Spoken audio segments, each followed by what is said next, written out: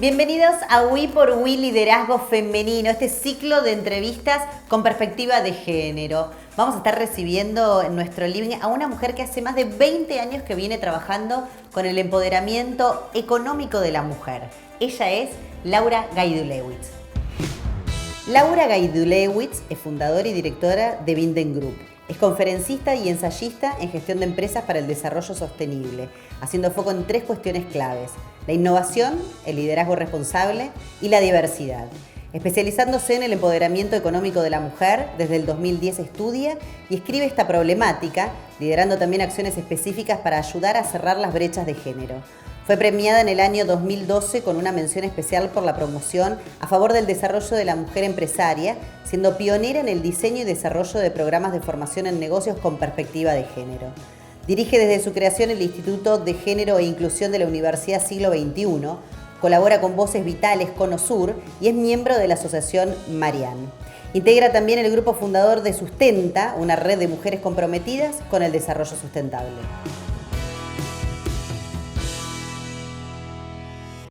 Laura, un placer enorme que estés con nosotras. Para nosotras es un honor tenerte aquí en We por We. Bueno, vamos a comenzar. Queremos que expliques un poco qué es Binden Group, qué es lo que propone, a quién está destinado.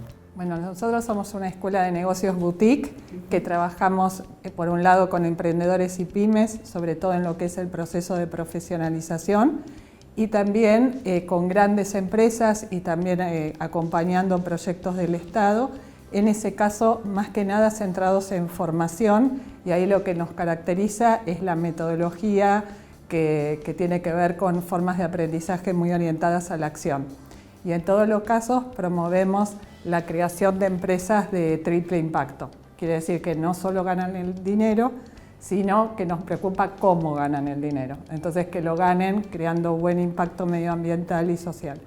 Bien, ¿y cómo actúa en todo esto el rol de la mujer? ¿Y cómo se anima también la mujer a meterse en algo que tiene que ver con emprender, con arriesgarse, quizás con romper mandatos sociales y familiares? Bueno, ahí empezamos a trabajar mucho estos temas, antes incluso de empezar Binden Group, y por la experiencia que tenía yo de trabajo con emprendedores y viendo por qué cuando iban a pitchear, que es lo que se hace para conseguir un fondeo o para entrar a una incubación y demás, las mujeres quedaban, se presentaban y no llegaban a ganar esos proyectos o la presencia era muy baja.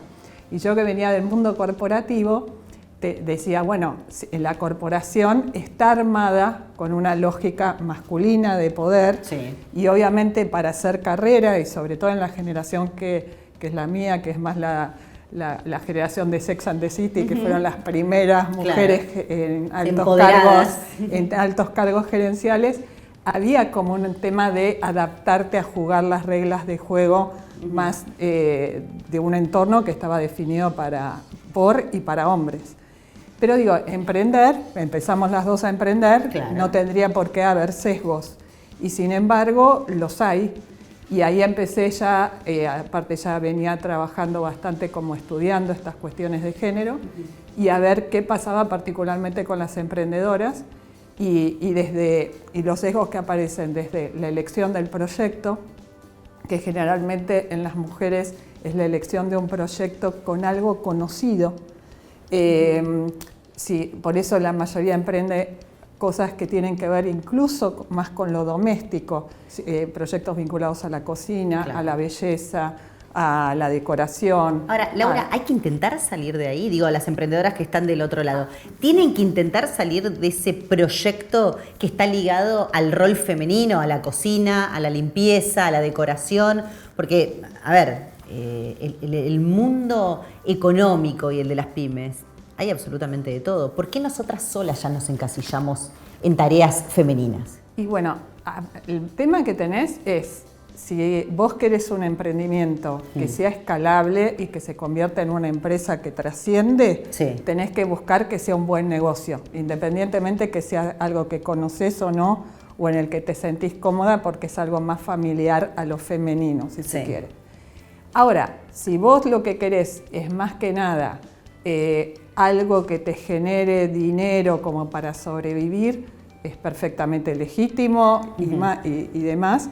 Lo importante es no autoengañarte, que sí a veces pasa también trabajando con emprendedoras y eso a veces también con emprendedores, de decir, bueno, yo estoy armando una empresa y en realidad lo que estás haciendo es trabajo independiente y es cuentapropismo.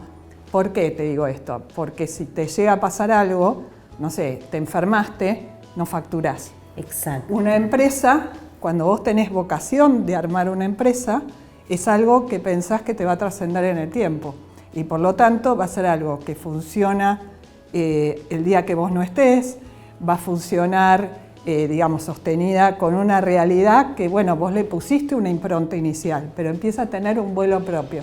Es verdad, porque muchas personas confunden esto de tener un emprendimiento con que ese emprendimiento en realidad está sujeto solamente a nosotros. Si nosotros no ponemos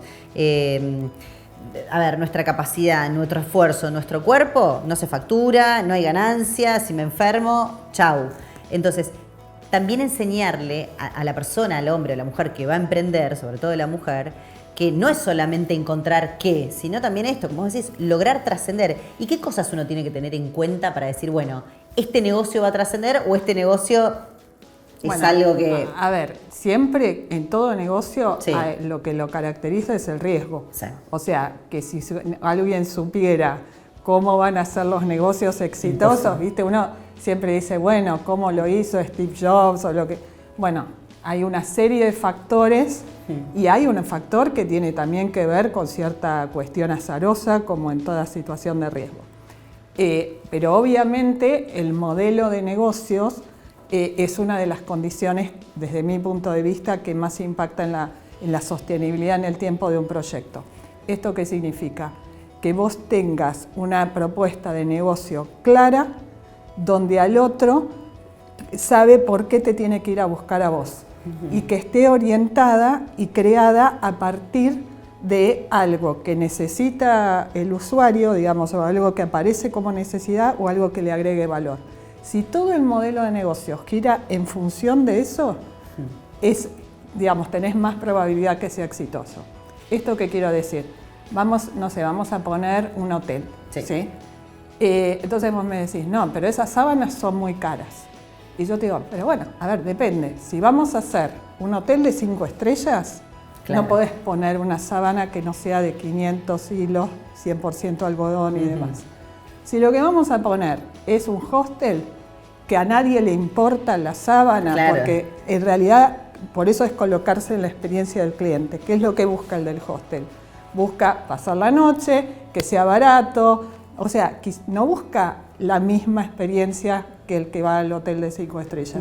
Entonces, en ese caso, sí tenés razón de decirme, no gastes en la sábana de algodón tan fino. Ahora, que muchas veces cuando empezás a emprender, te pasa que decís, bueno, le pongo esta sábana, le pongo el otro, y el que entra dice, pero ¿cuál es o sea, acá qué me brindan? Sí. Te pasa mismo en esos restaurantes que decís, no entro porque no sé si va a ser barato, si va a ser caro, va a ser de autor, va a ser, o sea, lo que hace a la identidad es decir, frente a yo tengo una necesidad, que es ir a un restaurante que tenga una experiencia que no me olvide más, o necesito ir a comer algo rápido, y uno identificar claramente qué buscas en cada cosa. Si vos ves los grandes negocios, no vamos a nombrar ninguna empresa, pero todas podemos imaginar, los grandes negocios siempre tenés como claro qué vas a buscar y no qué vas a... O sea, y si es un fast food, por ejemplo, sabés que no te van a poner un mantel de tela y hasta en los pisos que eligen, que es como para algo rápido, y lo que te dicen es, yo te voy a atender siempre rápido de la misma manera. Claro. Por eso te dicen calidad, servicio y limpieza, por ejemplo. Ahora, cuando uno se pone a pensar en emprender, y las mujeres que están del otro lado también se lo preguntan, ¿a la mujer se le ponen más trabas a la hora de decir, bueno, quiero emprender? Y cuando me refiero a trabas, me refiero desde cuestiones económicas, que tienen que ver con créditos, con capacitación, con espacio entre otras pymes. Sí, a ver, lo que tiene que ver con las desigualdades de género atraviesan la actividad emprendedora. No es que alguien se levanta a la mañana y dice, le voy a poner estas trabas, ¿sí? Sí. Pero a la hora de, por ejemplo, acceder a un crédito, acceden en mucha menor medida. ¿Por qué? Porque decís, bueno, el género, o sea, el crédito no tiene género, no es que dice... Exacto. Pero la realidad, las dinámicas sociales, el hecho de cómo se evalúa la carpeta, también cómo presentamos las carpetas y demás para obtener un crédito, el tipo de proyecto, como decíamos antes, hace que accedan a menos fondeo. No es una cuestión intencional, es una cuestión que cuando vos analizás socialmente la data, esos sesgos aparecen.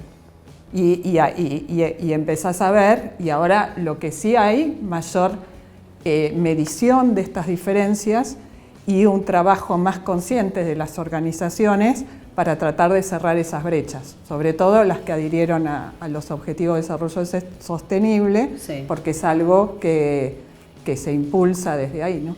¿Va cambiando esto? Porque nosotros lo que escuchamos es que desde distintos lugares, fundaciones, organizaciones, desde el Estado mismo, se trabaja en la desigualdad, en que la mujer tenga las mismas posibilidades que los hombres, en la inclusión. ¿Pero avanzamos? Porque muchas veces se trabaja mucho, pero se avanza muy poco. Yo coincido con eso. Yo creo que digamos, esta nueva ola vinculada a un nuevo movimiento feminista en el sentido de buscar la igualdad de derechos de las mujeres, hoy por hoy lo que está pasando y lo que está bueno es que está como en el tapete y todo el mundo habla y todo el mundo lo pone en escena y demás. Está en agenda, pero a mí lo que más me preocupa es que la aguja se mueve poco y en algunos casos, de hecho, tuvo pequeños retrocesos. ¿En qué cosas, por ejemplo, podemos decir que retrocedimos, que no avanzamos? En muchas empresas y países la cantidad de mujeres en posiciones de alta decisión, sobre todo en el caso de Estados Unidos, a partir del Time's Up, porque frente a esta cuestión de la posibilidad de que alguien pueda ser denunciada por una situación de acoso y demás, es decir, bueno, entonces mejor, porque mirá la dificultad de reunirnos, tenemos que reunirnos a puerta cerrada, o no puedo ir a hacer una cena de negocios porque lo que me puede colocar en una situación comprometida. Esto de la doble moral, de que se habla y a la vez después en la realidad la gente opta por no contratar a una mujer o demás, sigue apareciendo. En las grandes empresas uno por ahí lo que ve es que está esta cosa de, bueno, vamos a evitarnos el problema, entonces no contratamos una mujer. Y antes, cuando uno decía vamos a evitarnos un problema, estaba por ahí más ligado a la maternidad, a la cuestión femenina, y ¿no? sigue estando. Sigue estando, pero aparte de eso, se le sumó esto que vos decís, el miedo a tener una reunión a puertas cerradas, el miedo a subirse con un hombre solo con una mujer en un ascensor, que son cosas que vos decís, finalmente algo que tenía que beneficiar a la mujer, la termina perjudicando, por lo menos lo que tiene que ver en las multinacionales, en las corporaciones. Sí, que siempre estuvo, o te pasaba, pero quizás no se hacía tan explícito esa dimensión, ¿viste? Exacto. Que vos decías, pero ¿por qué no quiere ir a hacer la cena o el almuerzo? Y después te das cuenta que podía haber algo. Claro. Igual está bien que antes la mujer no denunciaba. Claro, y también antes a la mujer le era acosada y se terminaba yendo de su trabajo. Hoy en día la mujer tomó otro lugar ante esta situación y denuncia y le da visibilidad. Pero lamentablemente la respuesta del otro lado fue, bueno, vamos a evitarnos un problema, mujeres en esta empresa lo menos posible y ocupando por otro lado roles que tienen que ver con recursos humanos, diseño. Eso que hace a la dificultad, o sea, hay una cuestión de las organizaciones, pero también hay una cuestión que hace a cómo a nosotras nos atraviesan los sesgos de género y en ese sentido también cierta dificultad para ir contra los mandatos o determinadas cuestiones que hacen a los sesgos. Y el manejo, por ejemplo, de áreas de negocios duras, y demás, es algo que es una combinación para mí, entre que la organización no, contrata menos mujeres para ese tipo de posición o les da menos posibilidad de ascenso, pero las mujeres tampoco elegimos esas áreas duras. ¿Por qué no la elige la mujer el área dura? Justamente porque los sesgos, lo más difícil para removerlos es la toma de conciencia de cada una de nosotras de cómo esto nos atraviesa. Porque no es algo que naturalmente nos demos cuenta. O sea, uno tiene que hacer un trabajo sobre sí misma para poder en sus elecciones decir, pero esto es lo que quiero para mí, y también aprender, cuando uno quiere ser estratégica y estar plantada sobre su propia decisión, la sociedad te hace pagar los precios. O sea, una mujer que va contra los estereotipos o contra los mandatos es una mujer cuestionada, pero no cuestionada por los varones, cuestionadas incluso por otras mujeres. O sea, si vos decís, bueno, por ejemplo, la maternidad es una elección. ¿Cuántas mujeres se sienten cómodas diciendo yo no elijo ser madre? Sí. ¿Y cuántas sienten, debe ser una perra? Sí, o sea, son juzgadas, si no quiere, como, de la misma manera que cuando hablamos de ese hombre es ambicioso, uno lo ve como, que siempre acá contamos, es como algo bueno, una buena característica. Vos decís, esa mujer es una ambiciosa, es un insulto. Es un insulto, básicamente. La mujer ambiciosa es la mujer fría, que no le importa a su familia, no le importa nada. Entonces, ¿y por qué no es legítima la ambición en nosotras? ¿O por qué no es legítima ambicionar dinero, que es otro gran tabú? Claro. O sea, porque las mujeres hablando de dinero o siendo... Y esto, por ejemplo, una de las cuestiones cuando ves la brecha salarial, también hay... Yo trabajo mucho haciendo desarrollo de carrera de mujeres, ¿no? Y te pasa que la mayoría... Cuando le dan una posición jerárquica y venís a la reunión, por algo que tiene que ver, no sé, o el entusiasmo o la manera de decir, bueno, no sé, qué bueno me van a dar esta oportunidad, te vas de la reunión y no negociaste la plata.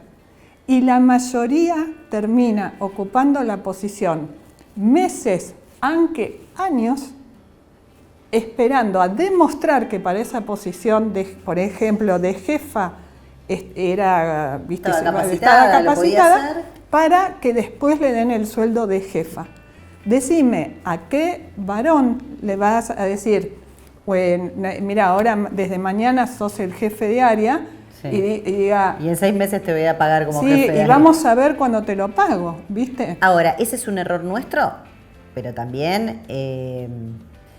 también tiene que ver con las empresas y los jefes de los jefes que se avivan, vamos a decirlo, y dicen, bueno, pero ya saben que esta es como una característica de la mujer, porque como son muy pocas las que llegan, sí, tenés tal agradecimiento y tan orgullo en una misma que dice, bueno, lo logré, llegué, que dejas la plata de lado, porque está esto de me lo quiero demostrar a mí misma y se lo demuestro a todo el mundo.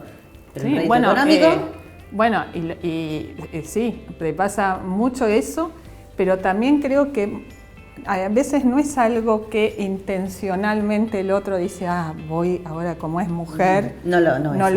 No, creo que se va dando porque, como te digo, se naturaliza. Claramente no es natural, es una construcción social, sí, pero viste, es como que en el juego se va naturalizando.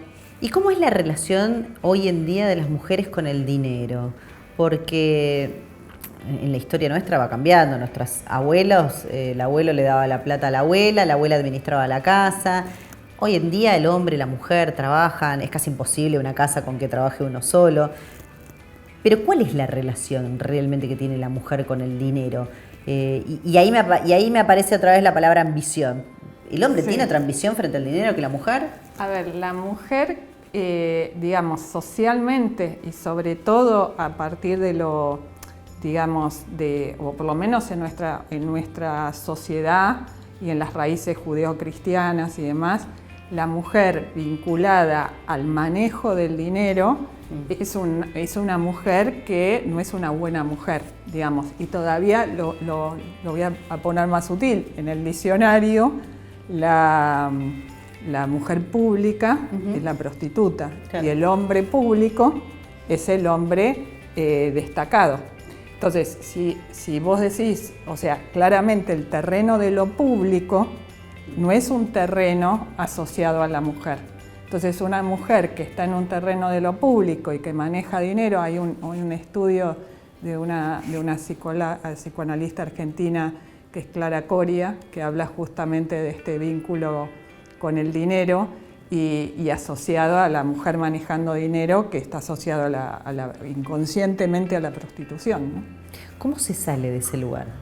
Y para mí lo bueno que se está haciendo es todo el cambio, si se quiere, en lo legal y en las organizaciones, de pensar, bueno, podemos funcionar de otra manera. Pero creo que lo que hace más lento el avance es los cambios que tenemos que hacer cada uno de nosotros sobre nosotros mismos.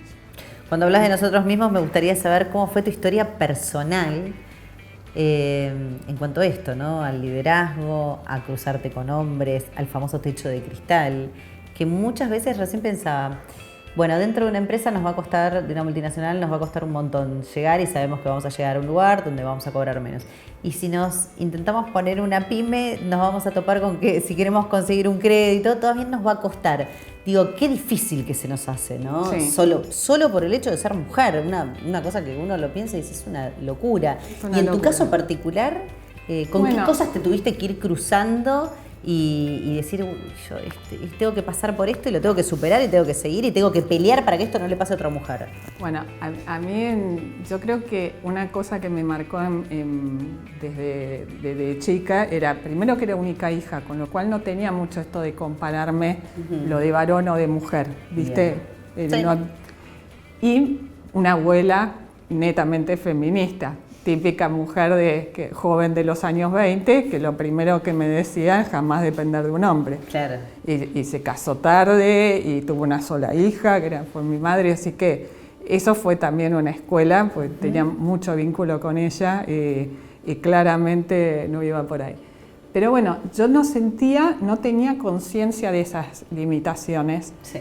Y de hecho, yo en lo académico siempre había trabajado y analizado más cosas vinculadas al poder y a lo social, claro, pero no había tenido cero conciencia de que en realidad esto sucedía. Vos me podrás decir, pero ¿cómo? ¿No entrabas a un directorio y no te dabas cuenta que eran 50 hombres y que no había una mujer? Sí, pero nadie, es como que tampoco salía y lo hablaba con un amigo y decía, che, son 50. ¿Y ¿te parecía normal? Me parecía que eran las reglas de juego. Y lo que uno tenía que hacer era jugar ese juego o esforzarse para llegar a lo que uno aspiraba a llegar. ¿Alguna vez la pasaste mal?